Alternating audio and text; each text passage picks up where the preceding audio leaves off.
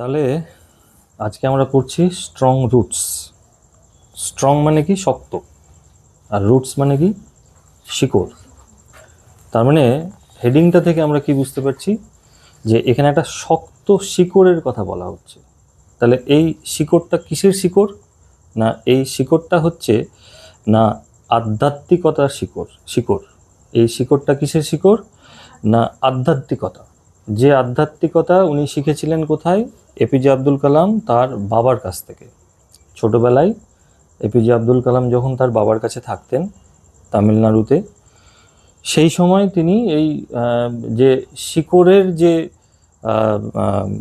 যে শক্ত মানে গোছটা, যে শক্ত ভাবটা তিনি পেয়েছিলেন এপিজে আব্দুল কালাম তার বাবার কাছ থেকে। তাহলে এই হেডিংটা আমাদের কি দেখাচ্ছে যে এই পুরো গল্পটাতে আমরা জানতে পারবো যে what is the source of the strong roots for APJ Abdul Kalam, তাই না? তাহলে লিখেছেন কে? ডক্টর এপিজে আব্দুল কালাম। এটা ওনার যে অটোবায়োগ্রাফি, ওনার অটোবায়োগ্রাফিটার নাম কি? Wings of fire. ওই উইংস অফ ফায়ার থেকে এটা নেওয়া হয়েছে। এটা আমরা একটু লিখে নেবো, বইয়ের ওপরে আমরা একটু লিখে নেবো, wings of fire. Abdul Kalam সম্বন্ধে যদি একটু ছোট্ট করে বলা যায় তাহলে আমরা বলবো যে উনি ভীষণ দরিদ্র একটা তামিল পরিবারে জন্মগ্রহণ করেছিলেন। মানে উনি যে জায়গাটা তার জীবনে অ্যাচিভ করেছিলেন সেই জায়গাটা ওনার জীবনে অ্যাচিভ করার কথাই না। ভীষণ দরিদ্র একটা পরিবারে জন্মগ্রহণ করেছিলেন। পেপার বিক্রি করে তাদের সংসার চলতো, মাছ ধরে সংসার চলতো, এরকম একটা ব্যাপার। তো উনি যে এই জায়গাটায় এসে পৌঁছেছিলেন তার জন্য কিন্তু ওনার যে এই যে একটা শক্ত শিকড় ছিল, শক্ত যে ভিত ছিল, সেই ভিতটা কিন্তু ভীষণভাবে কিন্তু হেল্প করেছিল ওনাকে। আমরা যেমন যেমন পড়বো আমরা জানতে পারবো। চলো দেখি। I was born into a middle class Tamil family in the island town of Rameswaram in the erstwhile Madras state. Erstwhile মানে পূর্বতন, পূর্বতন মানে আগের, আগের মানে এর আগে একটা নাম ছিল। যেমন আমাদের এখনকার নাম হচ্ছে কি? কলকাতা। এর আগের নাম ছিল কি? ক্যালকাটা। এরকম প্রচুর নাম চেঞ্জ হয়েছে। যেমন কেরালা নাম ছিল, চেঞ্জ হয়ে কি হয়েছে জানো তোমরা? কেরালাম। এখন নাম হয়েছে কেরালাম। যেমন আগে নাম ছিল মাদ্রাজ, এখন ওটার নাম হয়েছে কি? চেন্নাই, তাই না? তো পূর্বতন মাদ্রাজ রাজ্যের আমি একটা মধ্যবিত্ত তামিল পরিবারে আমার জন্ম হয়েছিল। কোথায়? না রামেশ্বরম নামক একটা দ্বীপে। রামেশ্বরম একটা দ্বীপ আছে, সেই আইল্যান্ড টাউন।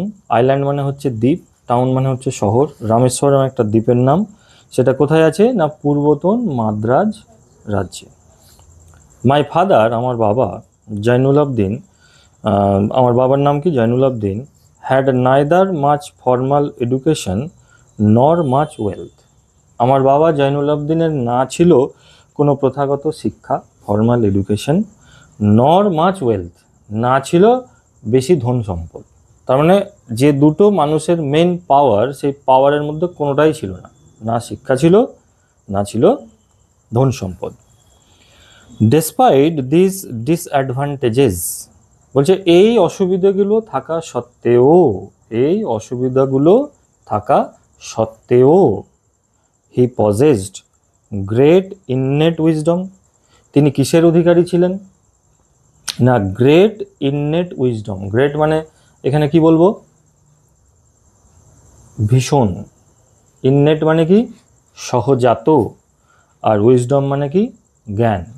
তার মানে ওনার যে জ্ঞানটা ছিল সেই জ্ঞানটা ছিল কি? সহজাত। সহজাত জ্ঞান মানে যে জ্ঞানটা আমরা জন্ম থেকে পাই, বা আমরা যে জ্ঞানটাকে আমরা বলতে পারি যার জন্য, মানে যেহেতু শিক্ষিত ছিলেন না কিন্তু তবু উনি জ্ঞানী ছিলেন। এরকম আমরা আমাদের আশেপাশে এরকম অনেক লোক আমরা দেখতে পাই যারা কি হয়তো শিক্ষিত না কিন্তু তারা কিন্তু জ্ঞানী। আমাদের আশেপাশে এরকম পুরনো অনেক আমরা লোক দেখতে পাই যারা শিক্ষিত না হওয়া সত্ত্বেও কিন্তু জ্ঞানী। তো এপিজে আব্দুল কালামের বাবার কি ছিল? এই সহজাত একটা জ্ঞান ছিল। আর কি ছিল? And a true generosity of spirit, উদারতা ছিল। তাহলে এই যে জ্ঞান এবং উদারতা, আমরা আমরা সাধারণত বলি যে এই জ্ঞান এবং উদারতা কখন তৈরি হয় মানুষের মধ্যে? মানুষ যখন প্রকৃত শিক্ষিত হয়। কিন্তু এখানে আমরা দেখতে পাচ্ছি যে ওনার মধ্যে প্রকৃত শিক্ষার ততটা না থাকলেও উনি কিন্তু জ্ঞানী ছিলেন এবং উনি কি ছিলেন? মনের দিক থেকে উদার ছিলেন, তাই তো? He had an ideal helpmate in my mother Ashiamma. তার একজন প্রকৃত সাহায্যকারী ছিল। সেই সাহায্যকারীটাকে আমার মা, তার নাম কি? Ashiamma. I do not recall the exact number of people she fed everyday. আমার মনে পড়ে না যে প্রতিদিন তিনি ঠিক কতটা লোককে খাওয়াতেন। প্রতিদিন তিনি প্রচুর লোককে খাওয়াতেন, কিন্তু সেই সংখ্যাটা আমার মনে পড়ে না। আমি বলতে কে? APJ Abdul Kalam. But I am quite certain that far more outsiders ate with us than all the members of our own family put together.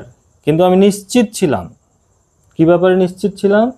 যে আমাদের বাড়ির যতজন লোক, সব লোককে যদি এক জায়গায় করা যায়, তাতে যে সংখ্যাটা দাঁড়াবে তার থেকে বেশি সংখ্যক লোক বাইরের লোক খেত। মানে আমাদের বাড়ির লোকজন যদি 10 জন হয় সবাই মিলে, তাহলে 10 জনের বেশি লোক কিন্তু বাইরের লোক খাবার খেত। সে খাবারটা কে খাওয়াতেন? আসিয়াম্মা, এপিজে আব্দুল কালামের মা। এই জন্যই উনি বলছেন কি আইডিয়াল হেল্পমেট। কারণ যখন মানুষ সংসার জীবনে প্রবেশ করে, সেই সময়টা কিন্তু একটা বিশাল বড় একটা ভাইটাল টাইম। সেই সময়টাতে কি হয়, মানে ছেলে ভালো মেয়ে খারাপ, আবার মেয়ে ভালো ছেলে খারাপ, তাহলে ম্যাচিংটা হয় না। কিন্তু ভালোর সাথে ভালো যদি হয় তাহলে কি হয়? ম্যাচিংটা হয়। এই যে উনি এপিজে আব্দুল কালামের বাবার যে এতটা হৃদয়ের উদারতা ছিল, এই উদারতা তৈরি হওয়ার পেছনে কারণ কিন্তু ওনার মাও ছিল। কিভাবে? প্রতিদিন এত লোককে খাওয়াতো, তাই না? তাহলে বোঝা গেল ফার্স্ট প্যারা। কোনো doubt? To second para. My parents were widely regarded as an ideal couple. আমার বাবা মাকে সবাই মনে করতো কি? একটা আদর্শ দম্পতি। এই যে এই বাক্যটা, এটা কিন্তু ভীষণভাবে ইম্পর্টেন্ট বাক্য। এটা প্যাসিভ ভয়েসে আছে। দেখো এটা কিসে আছে? কোন ভয়েসে আছে? প্যাসিভ ভয়েসে। খুব পরীক্ষায় আছে এই বাক্যটা। Widely regarded as an ideal কাপল, মনে করা হতো। কে মনে করতো? বাই পিপল, লোকেরা মনে করতো। তাহলে আমি যখন এটাকে অ্যাক্টিভ করব, তখন কি করব? ওই পিপলটা সাবজেক্ট হয়ে যাবে, তাই না? তাহলে প্যাসিভ থেকে অ্যাক্টিভ, এটা ভীষণ পরীক্ষায় দেয়। তাহলে আমার বাবা মাকে মনে করা হতো কি? আদর্শ দম্পতি। My mother's lineage was the more distinguished. আমার মায়ের যে বংশ পরিচয়, সেটা ছিল কি? বেশি সম্ভ্রান্ত, বেশি ভালো। কার চাইতে? আমার বাবার চাইতে। তার মানে আমার মায়ের বংশটা কি ছিল? উচ্চ বংশীয়। কার চাইতে? আমার বাবার চাইতে। কেন উচ্চ বংশীয়? বলছে one of her forebears having been bestowed the title of Bahadur by British. বলছে আমার মায়ের বংশের কোনো একজন পূর্বপুরুষকে ব্রিটিশরা কি উপাধি দিয়েছিলেন? বাহাদুর উপাধি দিয়েছিলেন। সেই ব্রিটিশ পিরিয়ডের সময় বাহাদুর উপাধি পাওয়া মানে একটা দারুণ ব্যাপার ছিল। সেই জন্য মায়ের বংশটাকে কি বলা হচ্ছে? উচ্চ বংশীয় বলা হচ্ছে। টু থার্ড প্যারা। I was one of many children. অনেকগুলো সন্তানের মধ্যে আমি ছিলাম একজন। এ শর্ট বয়, একটা ছোটোখাটো চেহারার ছেলে, উইথ র্যাদার আনডিস্টিংগুইশড লুকস। বলছে এমন একটা ছেলে, যে ছেলে কেমন? আনডিস্টিংগুইশড, মানে যাকে আলাদা করা যায় না। তাহলে আলাদা করা যায় না মানে দেখতে এমন কিছু ভালো ছিল না। এপিজে আব্দুল কালামকে তো আমরা দেখেছি, একটু কালো দেখতে, বেটে খাটো, তাই না? তো উনি যদি রাষ্ট্রপতি হওয়ার পর, এত বড় একজন বিজ্ঞানী হওয়ার পর ওরকম দেখতে হন, তাহলে উনি যখন ছোটোবেলায় ছিলেন তখন নিশ্চয় আরও সেই ব্যাপারটা আরও ছিল। তাহলে এই জায়গাটাতে আমাদের একটু মনে রাখতে হবে যে মানুষের গুণটা হচ্ছে সবচেয়ে বড় ব্যাপার।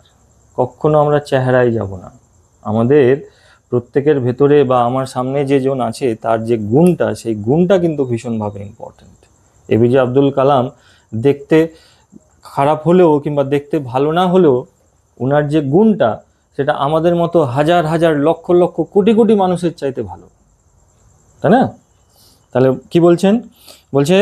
বলছেন কি যে আমি অনেকগুলো সন্তানের মধ্যে একজন ছিলাম, এমন একজন যাকে আলাদা করা যায় না চেহারার দিক দিয়ে, born to tall and handsome parents. যার জন্ম হয়েছিল কোথায়, মানে আমার জন্ম হয়েছিল কোথায়? একটা টল, লম্বা এবং হ্যান্ডসাম মানে সুদর্শন, লম্বা সুদর্শন বাবা মার কাছে আমার জন্মটা হয়েছিল। We lived in our ancestral house. আমরা বাস করতাম কোথায়?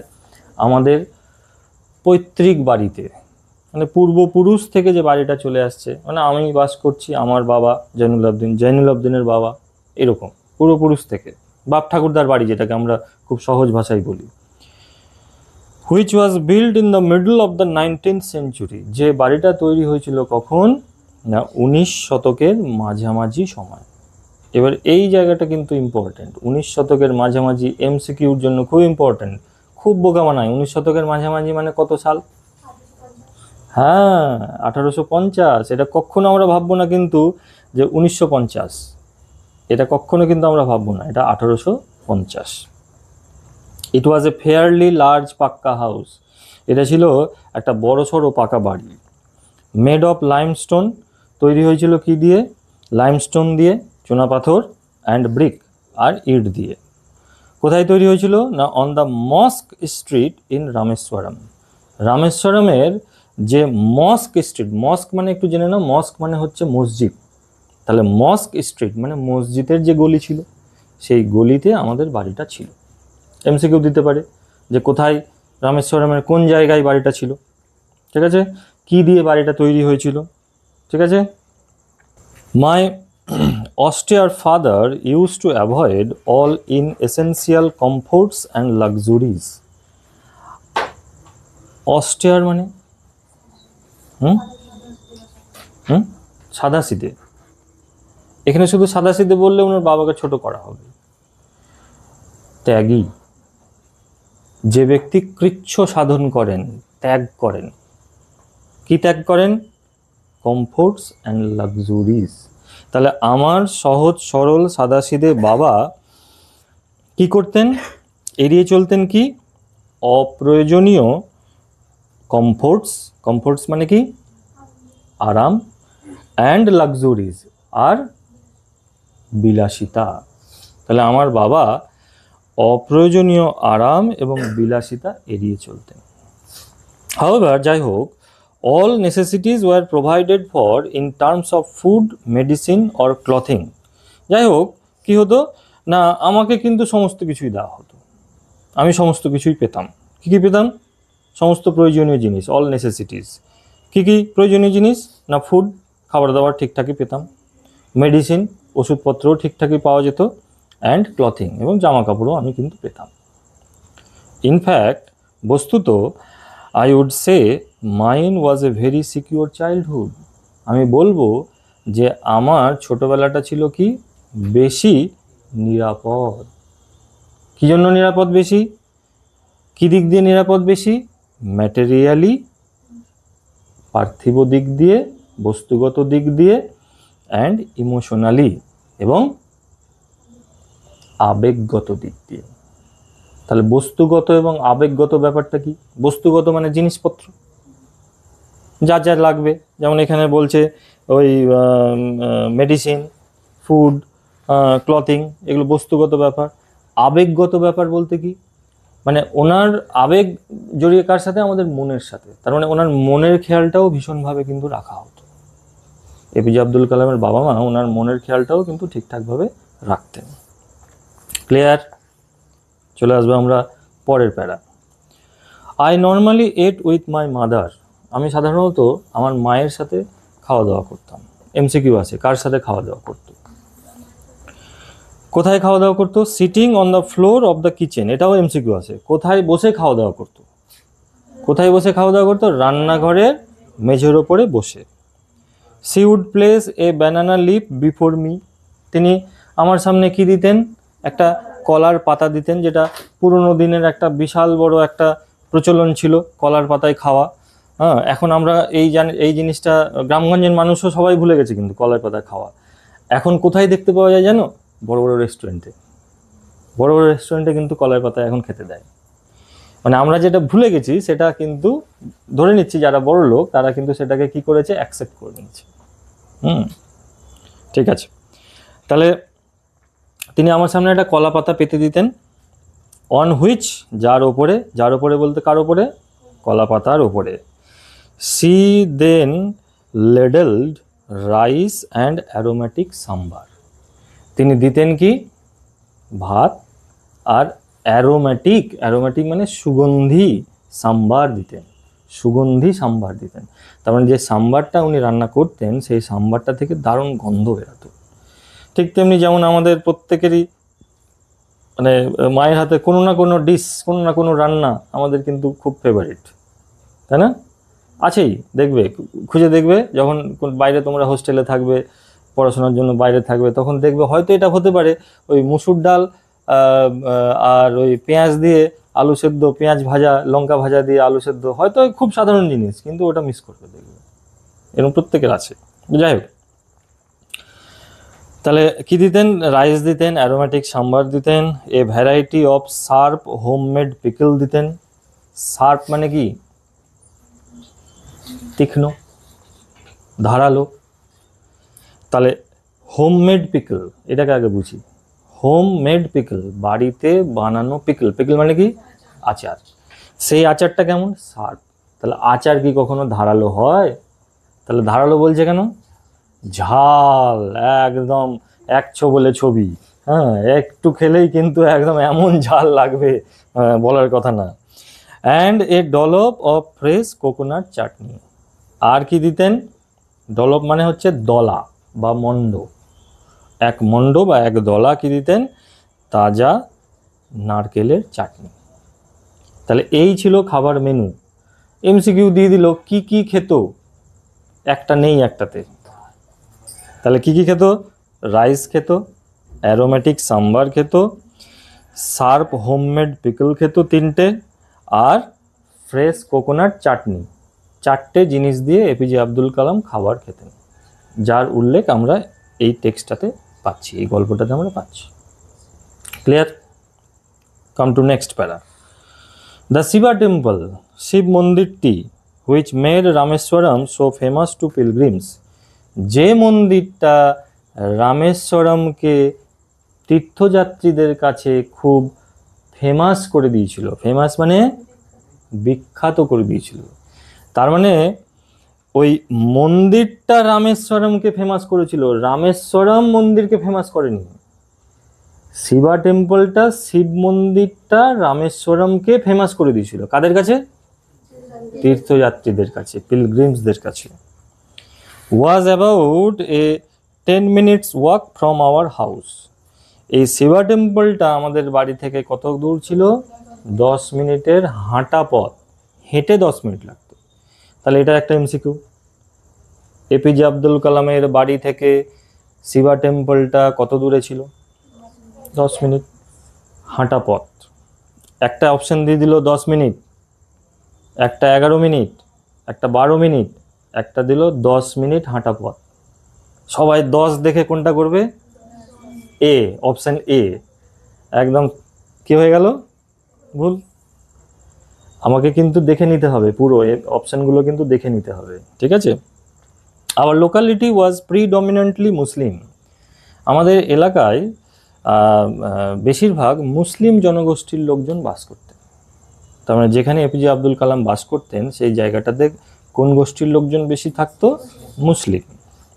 But there were quite a lot of Hindu families too, কিন্তু ওখানে বেশ কিছু হিন্দু পরিবারও কিন্তু বাস করতেন।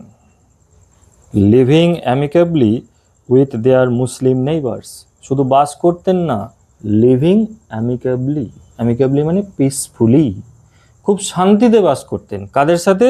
না, উইথ দেয়ার মুসলিম নেইবার্স, তাদের মুসলিম প্রতিবেশীদের সাথে। There was a very old mosque in our locality, আমাদের এলাকায় একটা পুরনো কি ছিল, মসজিদ ছিল। মস্ক মানে কি বললাম, মসজিদ। Where my father would take me for evening prayers, যেখানে আমার বাবা আমাকে নিয়ে যেতেন কি করতে না, সন্ধ্যার প্রার্থনা করার জন্য।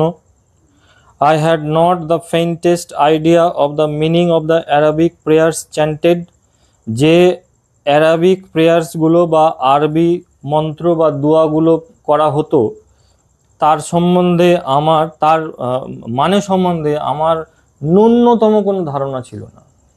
যেমন ধরে নাও যে যারা মুসলিম জনগোষ্ঠীর লোকজন তারা যে প্রার্থনাটা করে সেটা কোন ভাষায় করে, অ্যারাবিক, আরবি ভাষায়।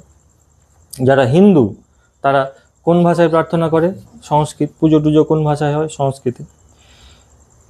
এখানে এপিজে আব্দুল কালাম কত সত্য কথাটা বলছেন দেখো, বলছে আমি প্রার্থনা করতাম কিন্তু প্রার্থনার যে অ্যারাবিক মন্ত্রগুলো ছিল আমি কিন্তু বুঝতে পারতাম কি এর মানে।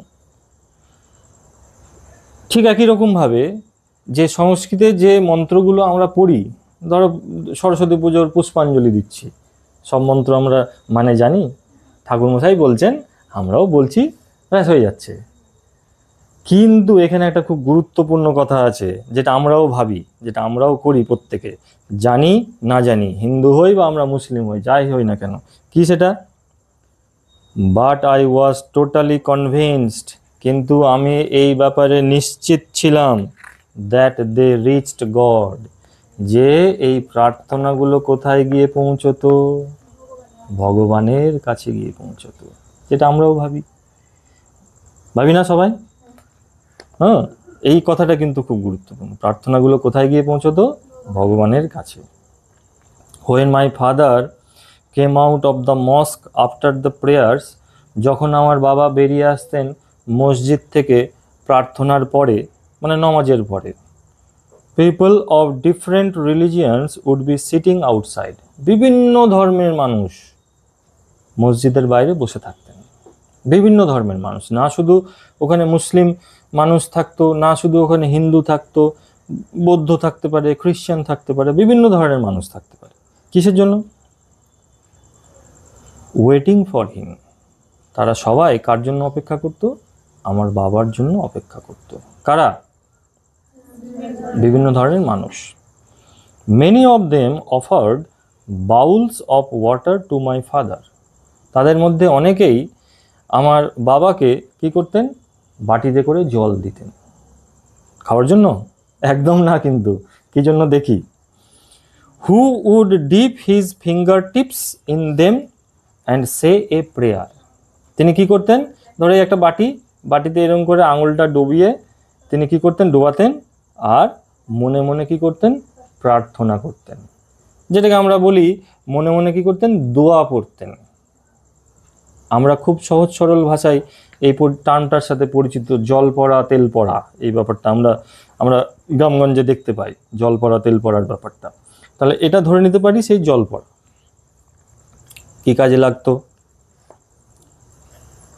This water was then carried home for invalids, তারপরে এই জলটা নিয়ে যাওয়া হতো কোথায়, বাড়িতে। যারা যারা নিয়ে আসতো জলটা, তারা এই জলটা নিয়ে যেত কোথায়, এখন জল নেই, এখন এটা হয়ে গেছে মন্ত্রপুত জল। এই জলটা নিয়ে যাওয়া হতো কোথায়, ফর ইনভ্যালিডস, বাড়িতে। যারা শারীরিকভাবে অক্ষম, বিভিন্নভাবে অক্ষম, তাদের জন্য এই জলটা বাড়িতে নিয়ে যাওয়া হতো। I also remember people visiting our home to offer thanks after being cured. আমার এটাও মনে আছে যে লোকজন আমাদের বাড়িতে কিন্তু সুস্থ হয়ে যাওয়ার পরে ধন্যবাদ জানাতে আসতেন। ফাদার অলওয়েজ স্মাইল্ড, লোকজন যখন আসতেন আমাদের বাড়িতে ধন্যবাদ জানানোর জন্য, বাবা কি করতেন, হাসতেন। অলওয়েজ স্মাইল, সবসময় হাসতেন। যেই এলো তাকে দেখেই উনি হাসতেন। হেসে কি বলতেন, and asked them to thank Allah the merciful, এবং তাদেরকে বলতেন যে ধন্যবাদ যদি জানাতেই হয় তাহলে জানাবে কাকে, আল্লাহকে, ভগবানকে। আল্লাহটা কে, দ্য মার্সিফুল, সেই দয়াবান আল্লাহ, যে আল্লাহ সমস্ত কিছুর ওপরে, যার দয়াতে আমরা এই ধরাধামে বাস করছি। তাকে ধন্যবাদ জানাও, আমাকে ধন্যবাদ জানিয়ে কিছু হবে না। ক্লিয়ার?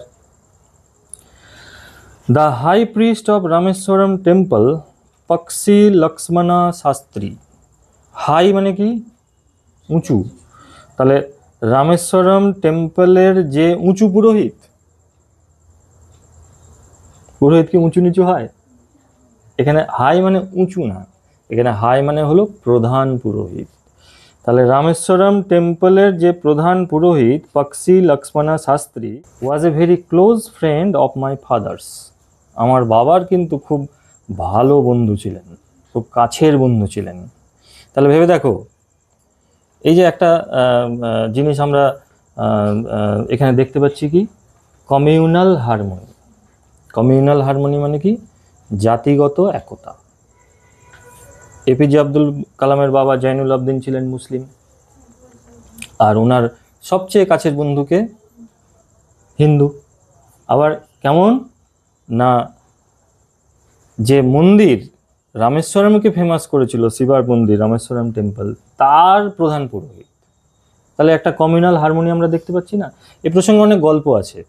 হ্যাঁ, এ প্রসঙ্গে অনেক গল্প আছে, যেখানে একটা মাস্টারমশাইয়ের গল্প আমরা জানতে পারি, যেখানে একটা মাস্টারমশাই একবার এসেছিলেন। উনি একটা হিন্দু ছাত্র, মানে এপিজে আব্দুল কালামের কথা, এবং তার পাশে একটা ব্রাহ্মণ ছাত্র বসে আছে, এটা উনি সহ্য করতে পারেননি। তো পরে অবশ্য ওই এই পক্ষী লক্ষ্মণা শাস্ত্রী ওনাকে খুব বকেছিলেন যে আমরা এখানে সব ধর্মের মানুষ একসাথে শান্তিতে বসবাস করি, আপনি এখানে কখনোই এই সাম্প্রদায়িক দেশ ছড়াবেন না। এটাই তো প্রকৃত মানুষের ধর্ম হওয়া উচিত, সবাই আমরা একসাথে একভাবে থাকবো। তাহলে এই জায়গাটা কিন্তু আমরা এখানে দেখতে পাচ্ছি, কমিউনাল হারমোনি। ঠিক আছে?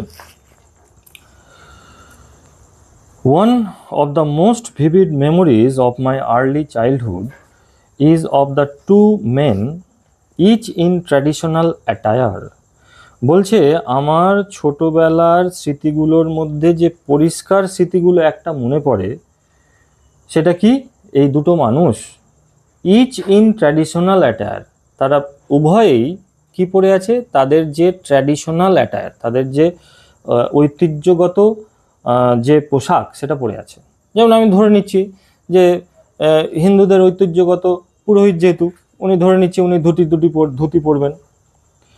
ইনি ছিলেন কি মুসলিম, তাহলে আমরা ধরে নিচ্ছি ইনি হয়তো লুঙ্গি পরে আছেন, এরকম ব্যাপারটা। তা তাদের যে প্রথাগত যে পোশাক ওনারা পরে আছেন, পরে কি করছেন ওনারা? ডিসকাসিং স্পিরিচুয়াল ম্যাটার্স, আধ্যাত্মিক বিষয় নিয়ে ওনারা আলোচনা করছেন। When I was old enough to ask questions, যখন আমি প্রশ্ন করার মতো যথেষ্ট বড় হলাম, প্রশ্ন করতেও বড় হতে হয়। হ্যাঁ, এটা একটা দারুণ কথা, কিন্তু প্রশ্ন করার জন্যও কিন্তু বড় হতে হয়। মানে আমি কাউকে কি প্রশ্ন করছি, সেই প্রশ্নটা কিন্তু আমি কোন লেভেলে আছি সেটা জানিয়ে দিচ্ছে। আমি ধরো কাউকে একজন জিজ্ঞেস করছি যে হ্যাঁ রে, বাঘের কটা ঠ্যাং? তাহলে এই প্রশ্নটা কি আমার লেভেলের প্রশ্ন? এবার দেখা গেল একটা ছোট্ট বাচ্চা, সে এসে বলল কাকু কাকু বাঘের কটা ঠ্যাং? তাহলে আমি কিন্তু খুব খুশি হব, কারণ ও বাঘই দেখেনি প্র্যাকটিক্যালি। ও ছাগল দেখেছে, ও ছাগলের 4টা ঠ্যাং দেখেছে, কুকুরের 4টা ঠ্যাং দেখেছে, কিন্তু বাঘ দেখেনি। তাহলে আমি কিন্তু খুশি হলাম। তাহলে প্রশ্ন করার মতোও কিন্তু একটা যোগ্য জায়গায় আমাদের কিন্তু পৌঁছাতে হয়। তাহলে যখন আমি প্রশ্ন করার মতো বড় হলাম, I asked my father about the relevance of prayer. আমি আমার বাবাকে জিজ্ঞেস করলাম, কি জিজ্ঞেস করলাম? প্রার্থনার রেলিভেন্স, উপযোগিতা, গুরুত্ব।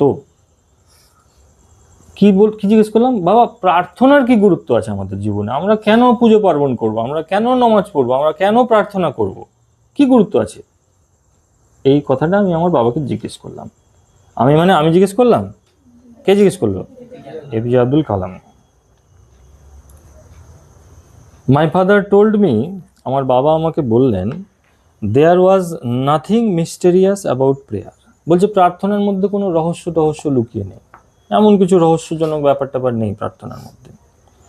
রাদার বরং prayer made possible A communion of the spirit between people. প্রার্থনা কি করে? মানুষের মনের মিলন ঘটায়। প্রার্থনা মানুষের মনের মিলন ঘটায়, কমিউনিয়ন ঘটায়, মানে একটা কমিউনিকেশন তৈরি করে।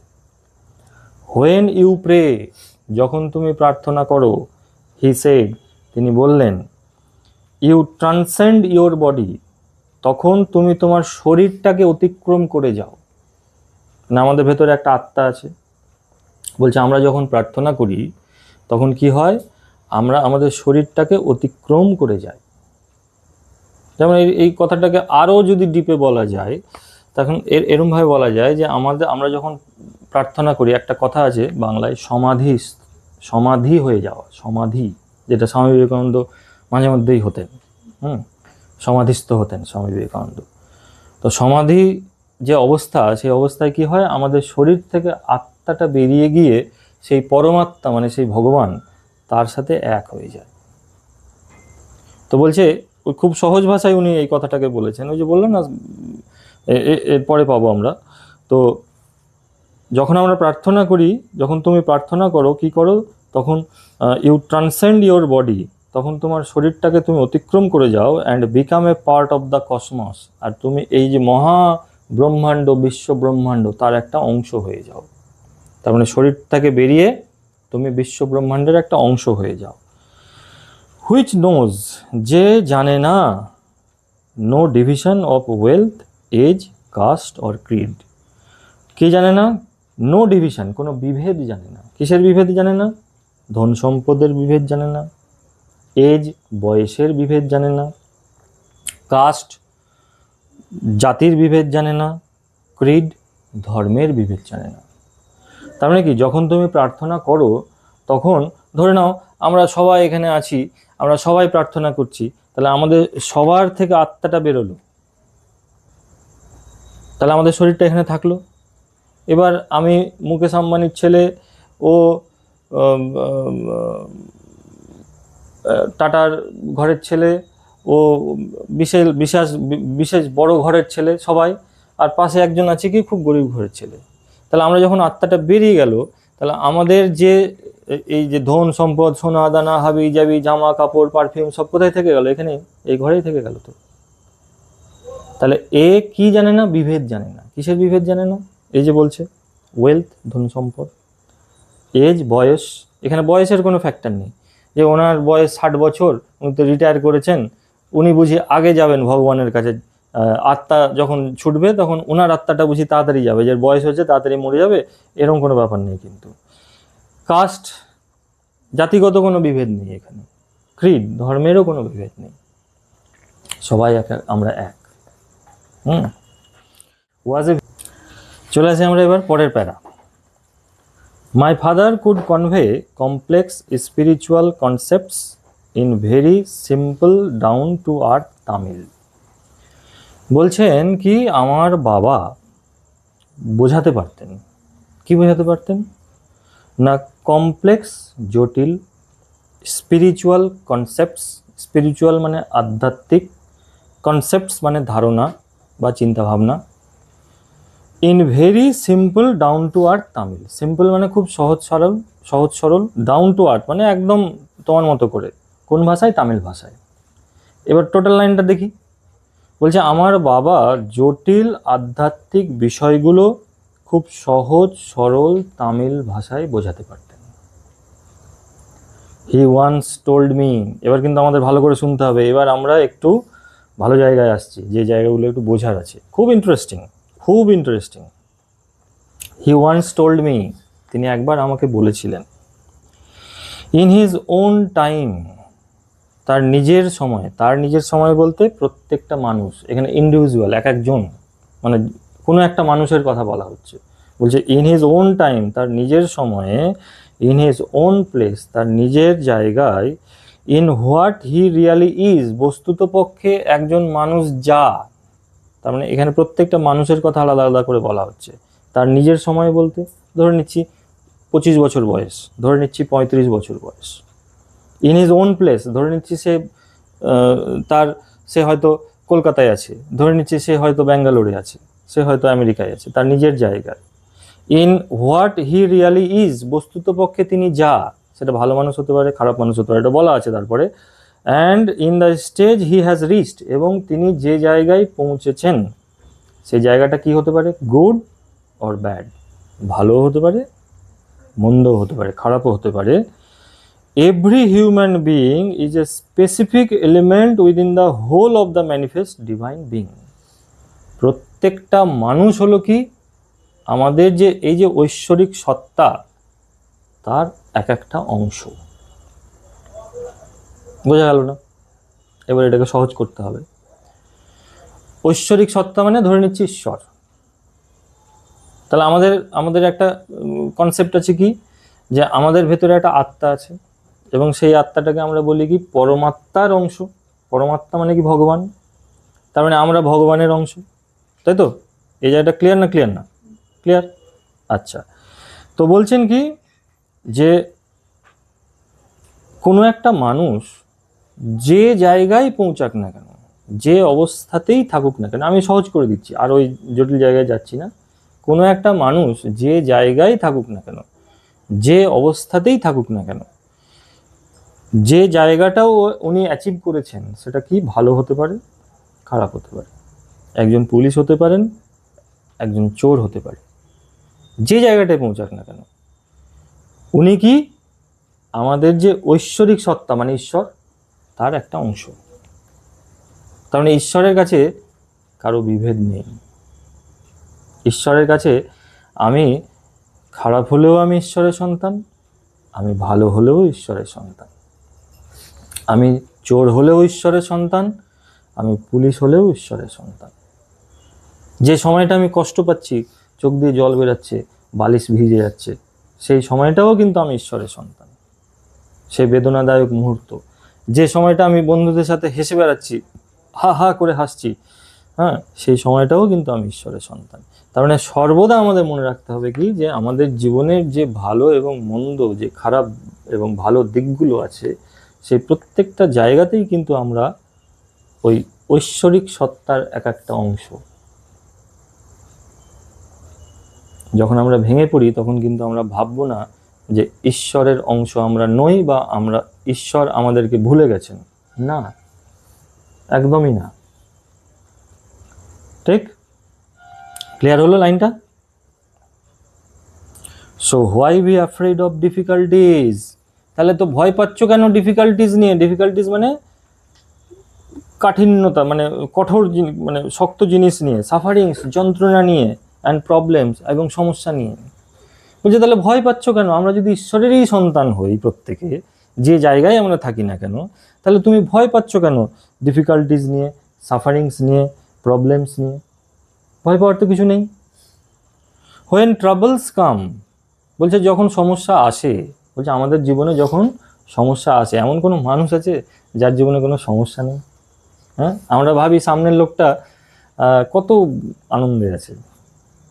আমরা যে, ধরে নাও, খুব সিম্পল একটা এক্সাম্পল দিচ্ছি, আমরা ডাক্তার দেখাতে যাই, 5 মিনিটের জন্য আমরা হয়তো 500 টাকা ভিজিট দিয়ে এলাম, বাইরে এসে আমি ক্যালকুলেশন করলাম যে এত ইন্টু এত, বাপরে এত টাকা, তাই তো? আমি ভাবি ডাক্তারের জীবনে কোনো টেনশনই নেই, কিন্তু ডাক্তারের জীবনের টেনশন কোথায় গিয়ে আমরা দেখতে পাবো?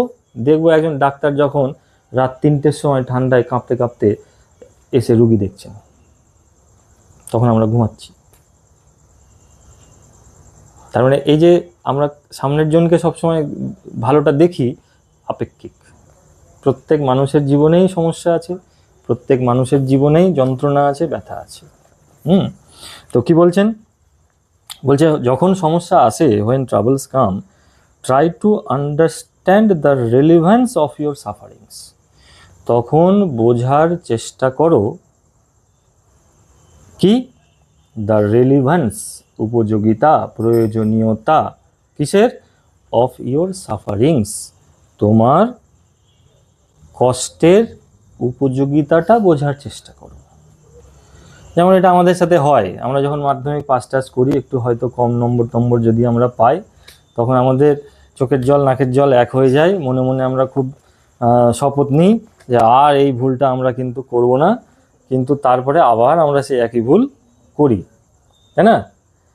তো সেই জায়গাটায় যদি আমরা উপযোগিতাটা অনুভব করতাম, আমাদের জীবনের যে চোখের জল ফেলার কারণটা উপভোগ করতাম, তাহলে গিয়ে আমরা কি দেখতে পেতাম? যে আমি হয়তো বা কম পড়েছিলাম, তার জন্য আমার মাধ্যমিকের রেজাল্টটা খারাপ হয়েছিল। এবার যদি আমি ভালো করে পড়ি তাহলে আমার রেজাল্টটা ভালো হবে। প্যাটার্ন তোমাদের পক্ষে আছে। বারবার আমি একটা কথা বলি, থার্ড সেমিস্টার হচ্ছে নম্বর তোলার একটা জায়গা। যে যত নাম্বার তুলতে পারবে এখানে, সে কিন্তু ফোর্থ সেমিস্টারে গিয়ে তত একটা ভালো জায়গায় থাকবে। কেন, ফোর্থ সেমিস্টার আমাকে লিখতে হবে, থার্ড সেমিস্টারে লেখার কোনো জায়গা নেই। পুরো কনসেপ্ট, যার কনসেপ্ট ক্লিয়ার সে গোল দিয়ে আসবে। সেই জন্য টেক্সট ভালো করে পড়তে হবে, প্রত্যেকটা লাইন, প্রত্যেকটা ওয়ার্ড খুঁটিয়ে খুঁটিয়ে পড়তে হবে, আর শেষের দিকে প্র্যাকটিস করতে হবে, তবেই থার্ড সেমিস্টারে নম্বর আসবে। তাহলে উপযোগিতাটা আমি যেটা বলছিলাম, মাধ্যমিকের রেজাল্ট, উপযোগিতাটা যদি আমরা বুঝতাম তাহলে হয়তো এবারে আমি ভালো করে পড়াশোনা করতাম। আবার যারা বুঝেছি তারা কিন্তু ভালো করে পড়াশোনা করছি। সব দিকটা আমাদের কিন্তু বুঝতে হবে। যারা করেনি তাদের কথা শুধু ভাবলে হবে না, যারা করেছে তাদের কথাও কিন্তু আমাদের ভাবতে হবে। তাহলে কি বলছেন? বলছেন যে যখন সমস্যা আসে তখন আমাদেরকে বুঝতে হবে কি সমস্যার উপযোগিতাটা সম্বন্ধে। তারপরে লাইনটা খুব গুরুত্বপূর্ণ, খুব ইম্পর্ট্যান্ট আমাদের জীবনের জন্য। বলছেন adversity always presents opportunities for introspection. Adversity মানে হচ্ছে প্রতিকূলতা। প্রতিকূলতা মানে কি? প্রতিকূল, অনুকূল। প্রতিকূল ভালো না অনুকূল ভালো? অনুকূল ভালো। নদীর স্রোত যেদিকে যাচ্ছে আমি নৌকা চালিয়ে যাচ্ছি সেদিকে, সেটা হলো অনুকূল। নদীর স্রোত যেদিকে যাচ্ছে আমি তার উল্টো দিকে নৌকা চালিয়ে যাচ্ছি, সেটা হলো প্রতিকূল। তো বলছে অ্যাডভার্সিটি, প্রতিকূলতা, অলওয়েজ প্রেজেন্টস, সবসময় আমাদের সামনে নিয়ে আসে। কি নিয়ে আসে? অপরচুনিটিস, সুযোগ। কিসের সুযোগ? ফর ইন্ট্রোস্পেকশন, আত্মসমীক্ষার সুযোগ নিয়ে আসে। তাহলে ইন্ট্রোস্পেকশন মানে কি? আত্মসমীক্ষা। বলছে আমাদের জীবনে যত প্রতিকূলতা আছে, যত বাধা, সমস্ত বাধাই কি আমাদের জীবনে কি নিয়ে আসে? আত্মসমীক্ষা। আত্মসমীক্ষা মানে নিজেকে জিজ্ঞেস করা যে এটা কেন হলো। আমি সাইকেল চালিয়ে আসছি, সাইকেল চালিয়ে আসতে গিয়ে আমি ধড়াম করে উল্টে পড়লাম, ঠিক আছে? এবার আমি যদি আত্মসমীক্ষা করি তাহলে গিয়ে দেখব যে আমি ওই দিকে তাকাচ্ছিলাম যে গাছের আমটা কত বড় হয়েছে, আমি রাস্তার গর্তটাই খেয়াল করিনি। খুব সহজ এক্সাম্পল। তাহলে এটার আত্মসমীক্ষা। মাধ্যমিকের এক্সাম্পল যেটা এক্ষুনি আমরা বললাম, পড়াশোনা করিনি, হয়তো রেজাল্টটা সেই জন্য খারাপ হয়েছে, আত্মসমীক্ষা, তাই না? তাহলে প্রতিকূলতাকে আমরা যখন ভালো থাকি তখন দেখবো আমরা ভগবানকে ভুলে যাই। কে ভগবান? জানি না। কিন্তু যখন আমাদের চোখের জল আসে, আমরা যখন কষ্ট পাই, ফুপিয়ে ফুপিয়ে কাঁদি, যখন শুধু চোখ দিয়ে জল বেরায়, মুখ দিয়ে কোনো শব্দ বেরায় না, সেই সময় কিন্তু ভগবানের কথা খুব মনে পড়ে না? তাহলে প্রত্যেকটা প্রতিকূলতা আমাদের জীবনে কি নিয়ে আসে? আত্মসমীক্ষা, নিজেকে পরীক্ষা করে দেখা যে কেন হলো এই দিনটা, কেন এলো এই দিনটা আমাদের জীবনে। এবং এটা প্রত্যেকটা মানুষকেই করতে হয়। যে আগে করে সে বেঁচে যায়, যে পরে করে ফেঁসে যায়। আগে করে বেঁচে যায়, পরে করে ফেঁসে যায়। তারপরে যাই, Why don't you say this to the people who come to you for help and advice? I asked my father.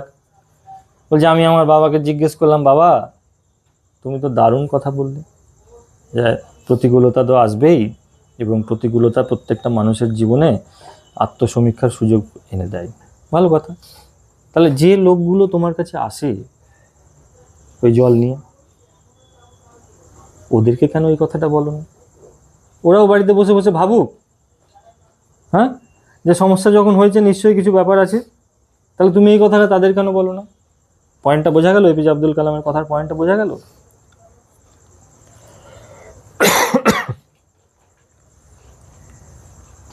He put his hands on my shoulders. তিনি দু হাত দিয়ে আমার কাঁধের উপরে হাতটা রাখলেন।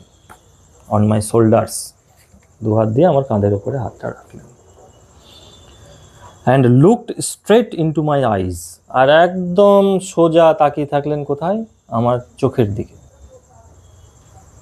For quite some time he said nothing. কিছুক্ষণের জন্য তিনি একদম চুপ করে রইলেন, কিচ্ছু বললেন না। As if যেন হি ওয়াজ জাজিং my capacity to comprehend his words, যেন তিনি কি করছিলেন, যে জাজ করছিলেন, বিচার করছিলেন। কিসের বিচার করছিলেন? মাই ক্যাপাসিটি, আমি কতটা নিতে পারবো। কিসের? টু কম্প্রিহেন্ড হিজ ওয়ার্ডস, তার কথাগুলো আমি কতটা নিতে পারবো, বুঝতে পারবো, সেটা তিনি বিচার করছিলেন। বোঝা গেল? ঘাড়ে হাত দিয়ে এপিজে জয়নুল আবদিন তাকিয়ে আছেন কোথায়? এপিজে আব্দুল কালামের দিকে, কিছু বলার আগে। কি বলছেন? Then he answered in a low deep voice, তারপর তিনি কি করলেন? লো ডিপ ভয়েসে উত্তর দিলেন, খুব নিচু গম্ভীর স্বরে উত্তর দিলেন। কি উত্তর দিলেন? His answered filled me with a strange energy and enthusiasm, তিনি যে উত্তরটা দিলেন সেই উত্তরটা আমাকে পূর্ণ করে দিল কিসে? একটা অদ্ভুত শক্তি, এনার্জি, অ্যান্ড এনথুজিয়াজম, এবং উদ্দীপনা।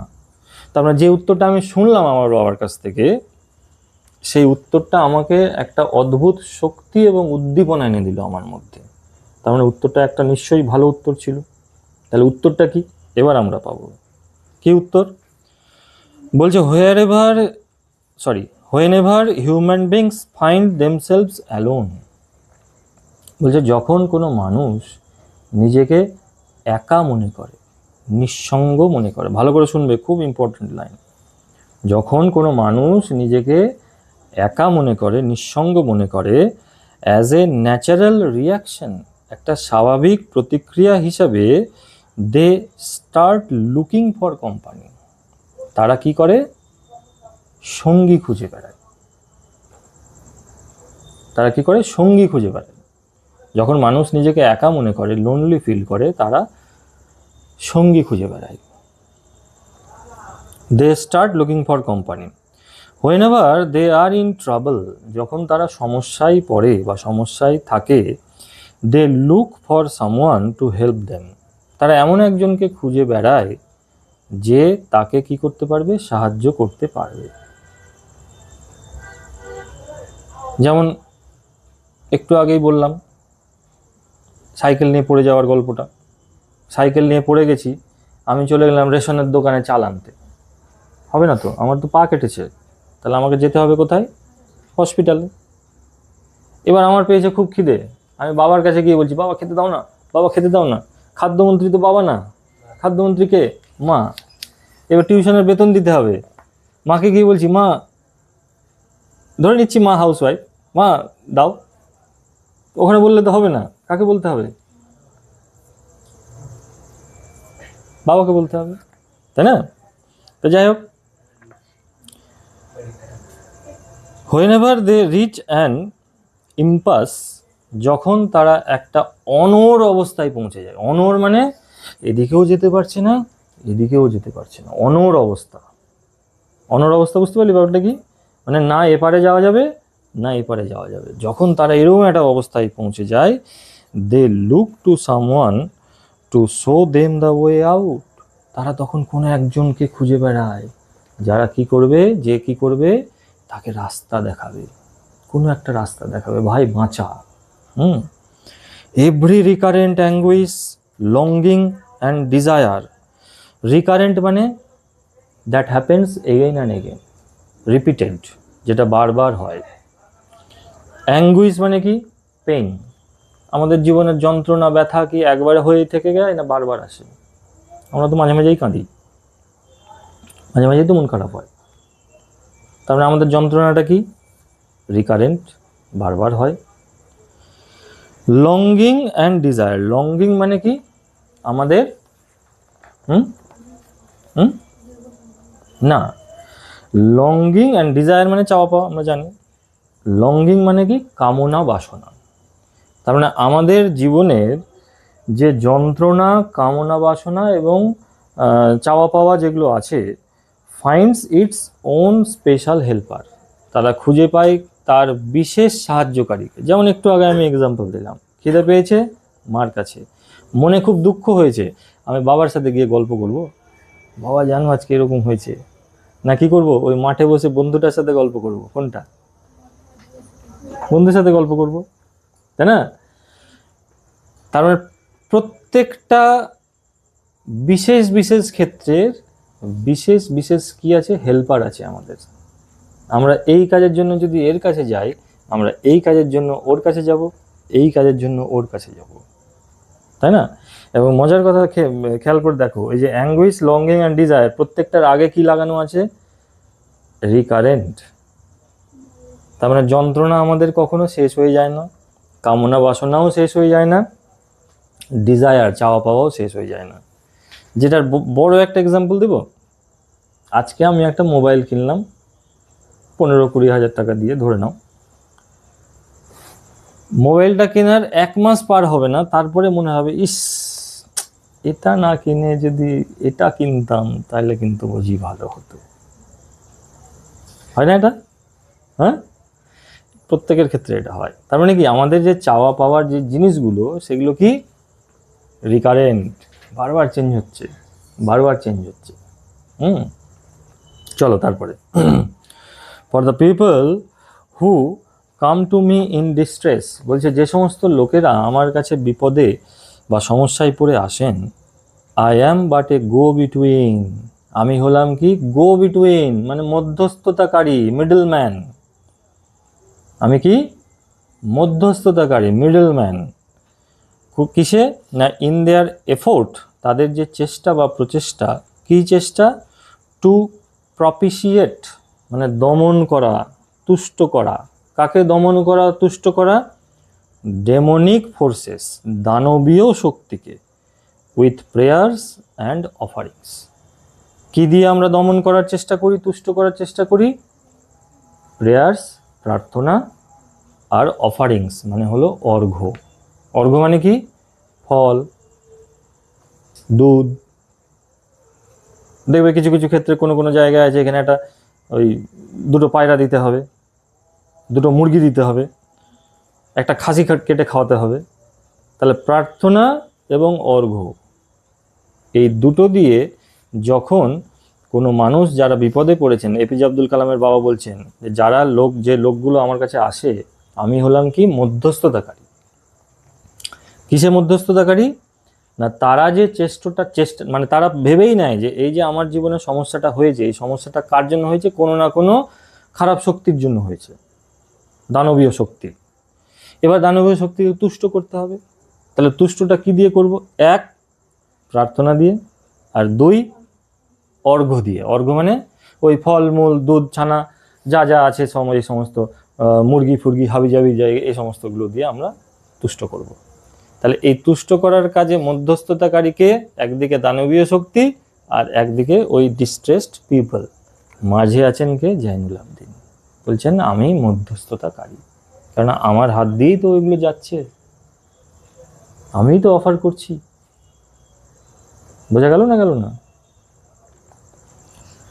This is not a correct approach. উনি কিন্তু আবার বলছে এটা কিন্তু সঠিক পন্থা নয় অ্যাট অল, একদমই। And should never be followed, এবং এটাকে কখনো অনুসরণ করাও উচিত নয়। One must understand the difference between A fear ridden vision of destiny. কোনো একজনের বোঝা উচিত, কি বোঝা উচিত? পার্থক্য। কি পার্থক্য? Between the fear ridden vision of destiny, আমাদের যে, আচ্ছা আর একটু পড়ি, and the vision that enables us to seek the enemy of fulfillment within ourselves। মানে ব্যাপারটা হলো এরকম, একটা অদৃষ্ট বা ভাগ্য সম্পর্কে আমরা ভয় পাই, এবং ভয়টা কেমন? ফিয়ার রিডেন ভিশন, মানে ভাগ্যকে আমরা ভয়ের চোখে দেখি। এটা একটা দিক। আর একটা দিক কি বলছে? একটা ভিশন, একটা দৃষ্টিভঙ্গি, যে দৃষ্টিভঙ্গিটা কি করবে? আমাদেরকে এনাবল করবে, সক্ষম করবে কি করতে? টু সিক দ্য এনিমি, খুঁজে বার করতে সেই শত্রুটাকে। কিসের এনিমি? অফ ফুলফিলমেন্ট, যে শত্রুটা কোনো কিছু আমাদেরকে পূরণ করতে বাধা দিবে। উইদিন আওয়ার সেলফস, সেই শত্রুটা আছে কোথায়? আমাদের মাঝে। তার মানে খুব সহজভাবে লাইনটাকে যদি আমরা বোঝাই তাহলে ব্যাপারটা কি দাঁড়াবে, আমাদেরকে বুঝতে হবে যে অদৃষ্ট সম্পর্কে বাধাদানকারী শত্রু, মানে এই যে অদৃষ্ট মানে ভাগ্য সম্পর্কে বাধাদানকারী শত্রু একদিক, আর আরেকদিকে কি আছে না, যে শত্রুটা আমাদের মাঝে আছে কোনো কিছু পূরণ হওয়ার থেকে বাধা দিচ্ছে আমাদেরকে, তাদের মধ্যে পার্থক্যটা খুঁজতে হবে। এবার একটা এক্সাম্পল দিলে আমরা ব্যাপারটা পরিষ্কার হয়ে যাবে। ধরে নিচ্ছি আমি রেজাল্ট ভালো করছি না, তাহলে আমি কি করলাম, ডেস্টিনিকে দোষ দিলাম, আমার অদৃষ্টকে দোষ দিলাম, ভাগ্যকে দোষ দিলাম, আমার বুঝি আর হলো না, মানে আমার এই কপালে নাই সেই জন্য হবে না। এটা একটা দিক। দ্বিতীয় দিক কি, আমি যদি ইন্ট্রোস্পেক্ট করি, আমি যদি আত্মসমালোচনা করি, তাহলে দেখতে পাবো যে ভাগ্যের জন্য হলো না, ভাগ্যের জন্য ভালো রেজাল্ট হলো না, ব্যাপারটা কিন্তু তা নয়। ব্যাপারটা তাহলে কি, ব্যাপারটা হচ্ছে যে আমি সকালবেলা ঠিকঠাক সময় পড়তে উঠতাম না, আমি ঠিকঠাক সময় পড়তে যেতাম না, স্কুল যেতাম না। তাহলে দুটোর মধ্যে কি, আমাদের মধ্যে পার্থক্য করা শিখতে হবে। যেমন এপিজে আব্দুল কালাম নিজেই ছিলেন এর প্রকৃষ্ট এক্সাম্পল। উনি যদি চাইতেন তাহলে একটা সাধারণ মানুষ হয়ে থেকে যেতে পারতেন। উনি যে পরিবারে জন্মগ্রহণ করেছিলেন, উনি বলতেই পারতেন যে আমার ভাগ্যে নেই, কিন্তু উনি এটা করেননি, এই সাইডটা নেননি, উনি এই সাইডটা নিয়েছেন। বলছে আমার ভেতরে আকাঙ্ক্ষা পূরণে বাধাদানকারী যে শত্রুটা আছে আমি ওকে খুঁজে বার করবো। অলসতা, চলো ওটাকে আমি করব, আমি আজ থেকে সকালবেলা উঠব। ব্যাপারটা কি ক্লিয়ার হলো না? হলো না। একটা আমাদের মধ্যে একটা মানে আরও যদি সহজ ভাষায় বলা যায়, একটা ভাগ্যকে আমরা দোষ দিই, আর একটা হচ্ছে দোষটা আমরা নিজেরা করি। একটা ভাগ্যকে দোষ দিই আমার কপালে নেই, আর একটা আমরা দোষটা নিজেরা করি। কেন, ওই শত্রুটা আমার মধ্যেই আছে। কেন আমি সকালবেলা ঘুম থেকে উঠছি না, আমি পড়তে যাচ্ছি না, আমি টাইম মতো পড়ছি না, রেগুলার রুটিন মেনটেন করছি না, তাহলে আমার কি উন্নতি হবে? হবে না। বলছে আমাদেরকে এই দুটোর মধ্যে পার্থক্য করাটা শিখতে হবে। ঠিক? I remember my father starting his day at 4 AM by reading the namaz before dawn. Dawn মানে হলো ভোর। আমার মনে পড়ে আমার বাবা দিন শুরু করতেন ঠিক ভোরের আগে নামাজ পড়ে। আফটার দ্য নামাজের পরে he use to walk down to a small coconut grove we owned. নামাজের পরে তিনি হেঁটে যেতেন কোথায় না, আমাদের যে ছোট্ট একটা নারকেলের বাগান ছিল সেখানে হেঁটে যেতেন। About 4 miles from our home. যে যে যে ওই নারকেলের বাগানটা আমাদের বাড়ি থেকে কতটা দূরে ছিল? 4 মাইল দূরে ছিল। এখান থেকে এমসিকিউ আসতে পারে, 4 মাইল, 4 কিলোমিটার, 4 ইয়ার্ড, 4 গজ, এই ধরনের একটা অপশন দিয়ে দিল। He would return with about a dozen coconuts tied together thrown over his shoulder. তারপর তিনি ফিরে আসতেন কেমন করে না, কয়েক ডজন নারকেল এক জায়গায় বেঁধে কাঁধের ওপরে ঝুলিয়ে, নারকেলগুলো পেরে এক জায়গায় বেঁধে কাঁধের ওপরে ওরকম করে ঝুলিয়ে নিয়ে তিনি বাড়ি ফিরে আসতেন। And only then would he have his breakfast. এবং তারপরেই তিনি সকালের জলখাবার খেতেন। এখানে একটা কোশ্চেন আসতে পারে, সকালের জলখাবার কখন খেতেন? নামাজের পরে, নামাজের আগে না, কোকোনাট গ্রোভ থেকে ঘুরে এসে, কোকোনাট গ্রোভ যাওয়ার আগে, ঘুরে এসে। নামাজের পরে কিন্তু কোকোনাট গ্রোভ থেকে ঘুরে এসে। This remained his routine even when he was in his late 60s। যখন তার বয়স লেট 60s মানে 60-র পরের দিকে, একদম মানে ধরে নাও 70-এর কাছাকাছি যখন বয়স, তখনও কিন্তু তার এই রুটিনটা কিন্তু তার পালন করে গেছেন। ঠিক আছে, চলে আসি আমরা লাস্ট প্যারা। I have through out my life. আমি সারা জীবন ধরে, মানে লাইনটা এরকমভাবে পড়বে, আই হ্যাভ ট্রাইড, মাঝখানে থ্রু আউট মাই লাইফ। আমি সারা জীবন ধরে কি করেছি? ট্রাইড টু এমুলেট, চেষ্টা করে গেছি। টু এমুলেট, এমুলেট মানে কি? ধরে নিচ্ছি আমি কপি করা, মানে অনুসরণ করা। তার আমি সারা জীবন ধরে অনুসরণ করার চেষ্টা করে গেছি মাই ফাদার, আমার বাবাকে। কোথায় না, in my own world of science and technology, আমার বিজ্ঞান এবং প্রযুক্তির জগতে।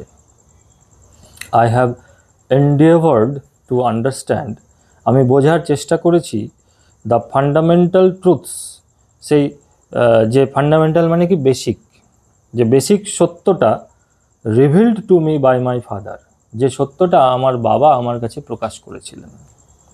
অ্যান্ড ফিল কনভিন্সড, এবং এটা ভেবে আমি কি হয়েছি, কনভিন্সড হয়েছি, আমি এটা ভেবে স্বস্তি পেয়েছি, that there exists a divine power, এটা ভেবে স্বস্তি পেয়েছি কি, শান্তি পেয়েছি কি, কি ভেবে, যে একটা ঐশ্বরিক শক্তি আছে, একটা ডিভাইন পাওয়ার কি আছে, that can lift one up from confusion, misery, melancholy and failure, যে ঐশ্বরিক শক্তিটা কি করতে পারে, কোনো একজন মানুষকে কনফিউশন, বিভ্রান্তি, মিজারি, যন্ত্রণা, মেলাঙ্কলিও, মিজারি মানে ব্যথা, মেলাঙ্কলি মানে যন্ত্রণা, অ্যান্ড ফেলিওর এবং ব্যর্থতা, এই জায়গা থেকে তুলে দিতে পারে।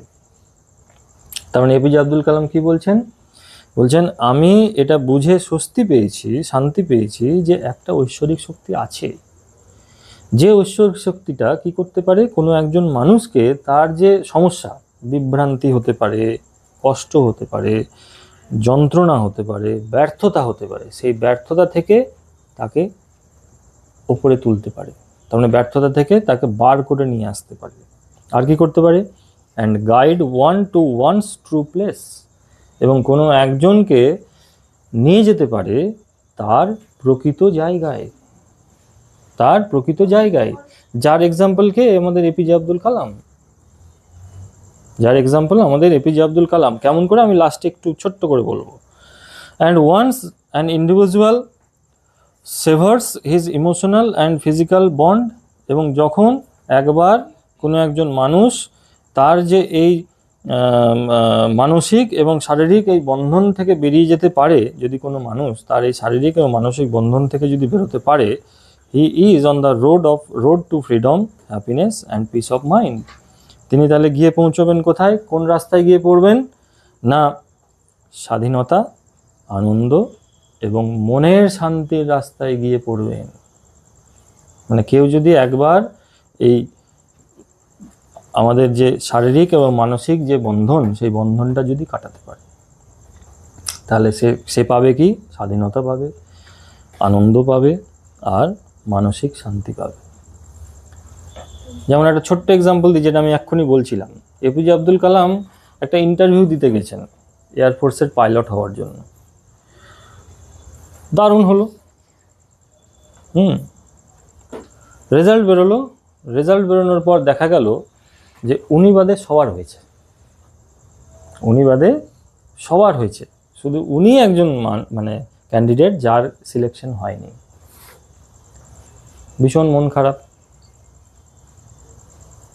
ভীষণ মন খারাপ, বসে আছেন গঙ্গার ধারে, একজন সাধু এসে ওনাকে বললেন যে তুমি অন্য কিছু চেষ্টা করো, তোমার হয়তো এই জায়গাটা নয়।